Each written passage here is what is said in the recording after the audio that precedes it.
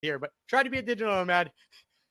Basically went to El Salvador, was like, all right, this didn't work. Chickened out. I'm using your own words, basically. Yeah, yeah. Came back to Atlanta and was like, well, wait a second. I've done this. I don't need this. Saved up some money. Points, miles, house sitting, 2016. You said I'm making this happen. That was it. Yeah, good job. Come There on, you go. active listener. Okay. Okay. But this is the second time I've heard your story, so I'm cheating Yeah, a little so bit. But yeah, 2016, you say I'm making this happen, right? yeah. Okay, and you did. You what everyone has said. Brian said it. Hannah just said, just do it, right? There is a point where you have to say, I'm just going to do it and go forward. That doesn't mean that just because you say that, it's all rainbows and unicorns on the other side. So for you, as you started going 2016, you're like, okay, what were the kind of those inflection points for you where you're like, all right, well, I'm doing it, but there's still these struggles here that I'm getting past? I have rainbows and unicorns. I don't know who those other people are. Oh, what? Is that I am sorry to tell you. That's in the pack, right? Everyone gets rainbows and unicorns when they open up your product, right? Yes. So make right. sure you opt in. Where am I? So I believe that largely there were rainbows and unicorns. I think that the most taxing work has been the work that I've had to do on myself. And what I did was when I left and I told you I saved a bunch of money, it was because I needed a freedom runway. I needed to be able to decompress. I needed to be able to see myself clearly. I needed to be able to unplug from whatever that was, whatever America was. I haven't been back in 6 years, so I don't know her anymore. Who is she? Thanks for the passport, girl. So that's what allowed me to really ground into myself, to like heal some of that stuff, to be able to say, I'm this and I'm not who they made me out to be. I'm not who my family wanted me to be. I'm not who that job wanted me to be. This is who I get to be in my fullness. And so that takes time.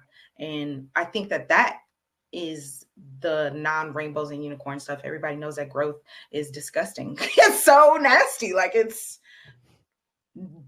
not nice work, right? It's the tears and it's the anxiety and it's the stress and it's the coming to terms with yourself.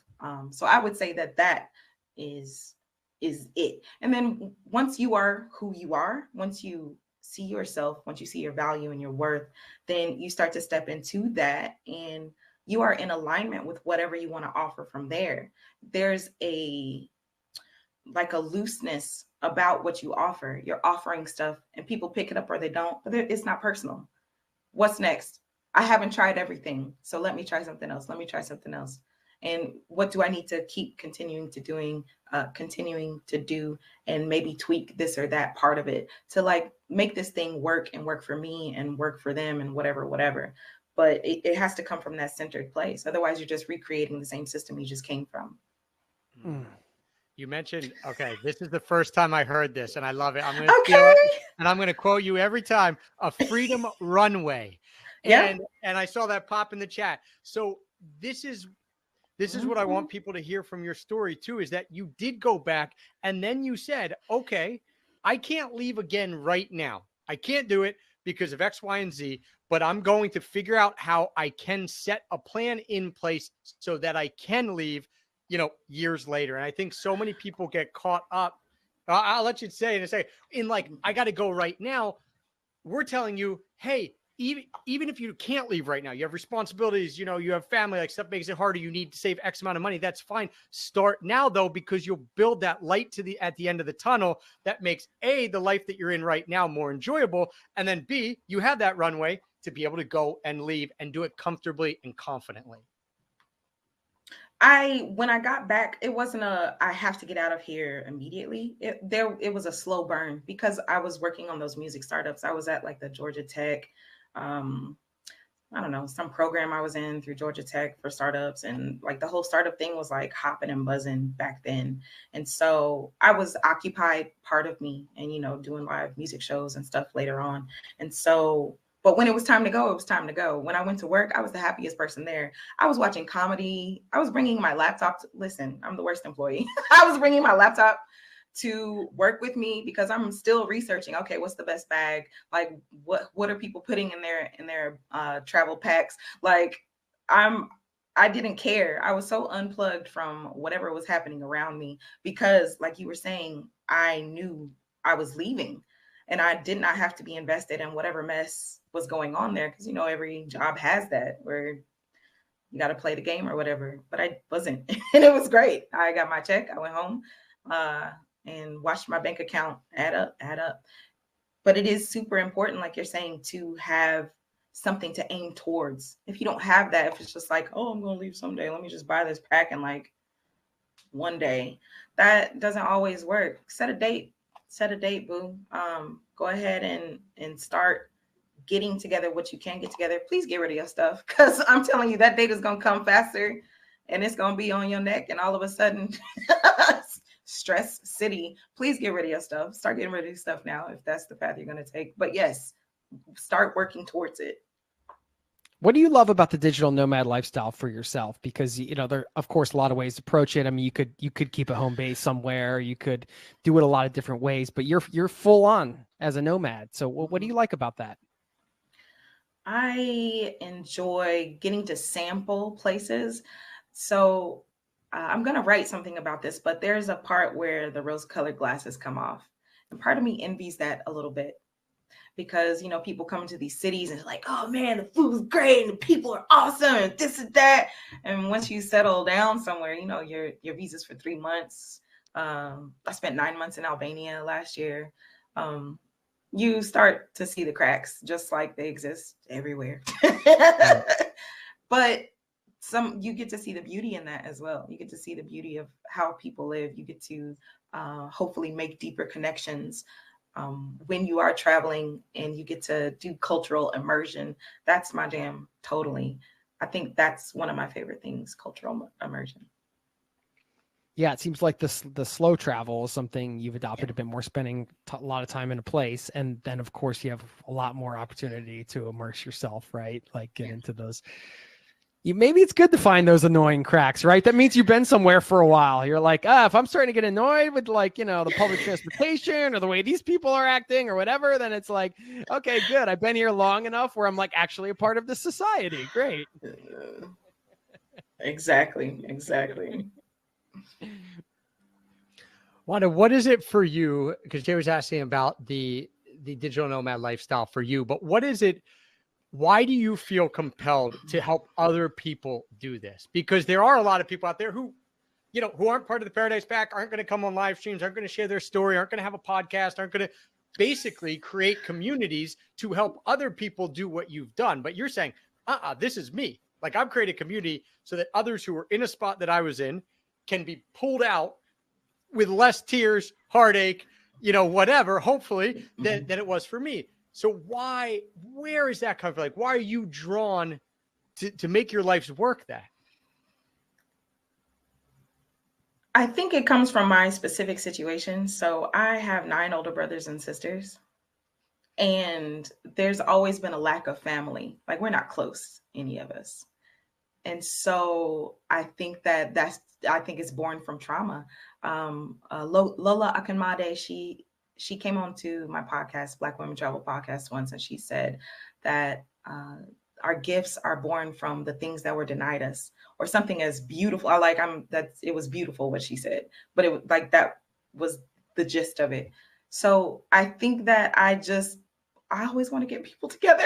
I'm just like, hey guys, oh, you should know this person. You should know this person. But like, also, I, of course, have experienced the transformation in my life. I know who I was there. I know how I was able to experience life in America in general, no matter what state I was in. And I know who I am now. And I feel like this person is just so much more dope, so much more human, so much more removed from the bull to do work that pulls something out of me every single day. Maybe too much sometimes, but it pulls something I call it the magic of my marrow. It is deep. And so I get to do that instead of doing all the other foolish things that people created hundreds of years ago that people continue to propel. I don't know why.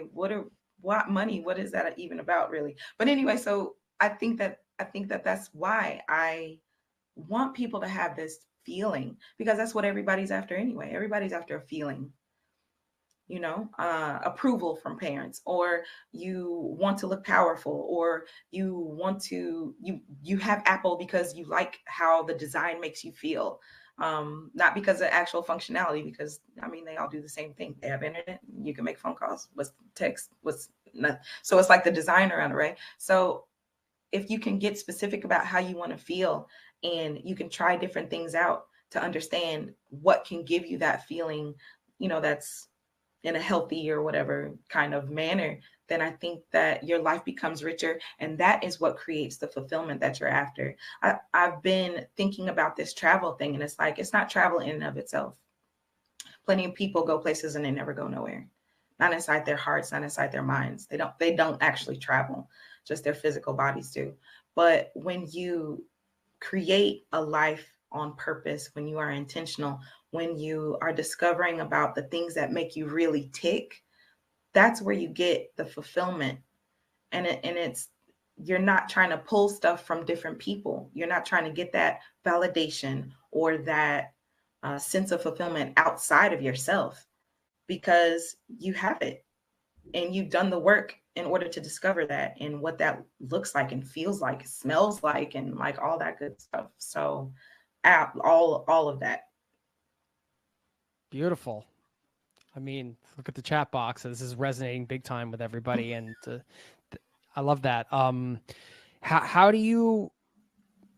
I just want to talk a little bit about your course, because I know we got some minutes left here. You know, you've been able to take everything that you just described, and basically, it is a gift and a talent to not only have that within yourself and that wisdom and that knowledge, but then to be able to foster an environment and an energy with a group of people, so they can feel that too, so they can get the magic in their marrow, as you said, which Casey, I know, wants to put on a t-shirt. She's like, Wanda, seriously, can I put that on a t-shirt? Because that's a beautiful saying.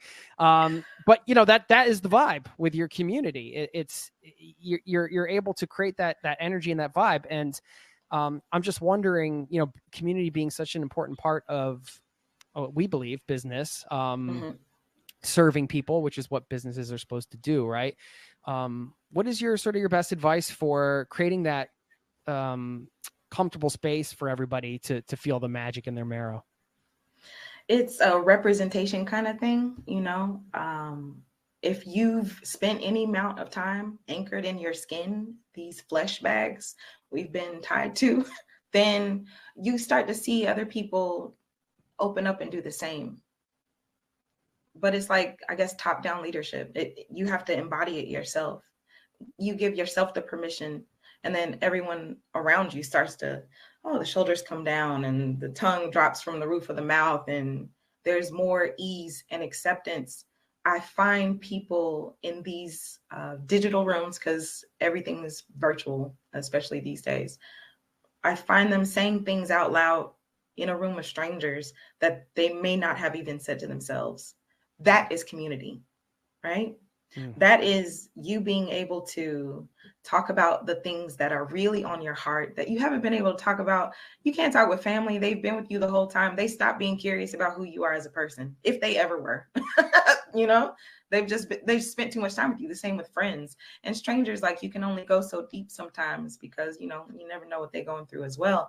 But when you come to these spaces that are created specifically for us to gather and share and uplift and encourage and support, then you know what it is. You know what it is. So you can come, you can say what you want to say, or just listen and feel your feelings and not share. And that's okay too.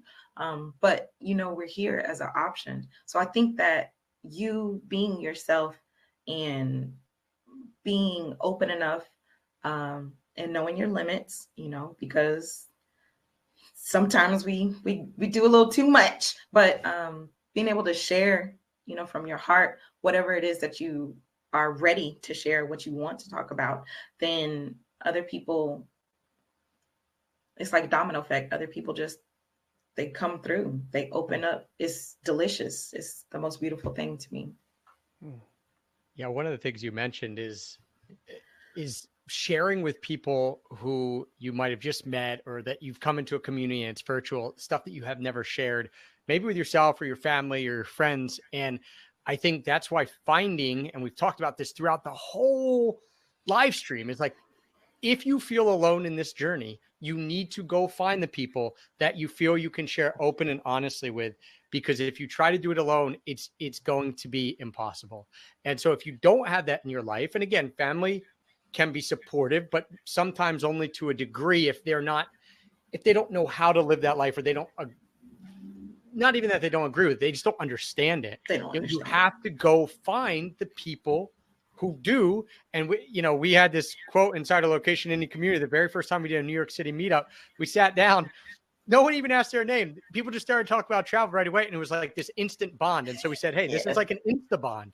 It's like when you get around people who are trying to lead the same lifestyle that you are, it's like it opens your heart up so quickly because you're like, they get me. I don't have to spend 20 minutes explaining it. It's like, I want to go to Portugal. Oh, did you know you could get a flight here? My friends are Portugal. It's like, it's instant bond. And that's what people need to start feeling to truly build this type of lifestyle. You need those type of people in your corner.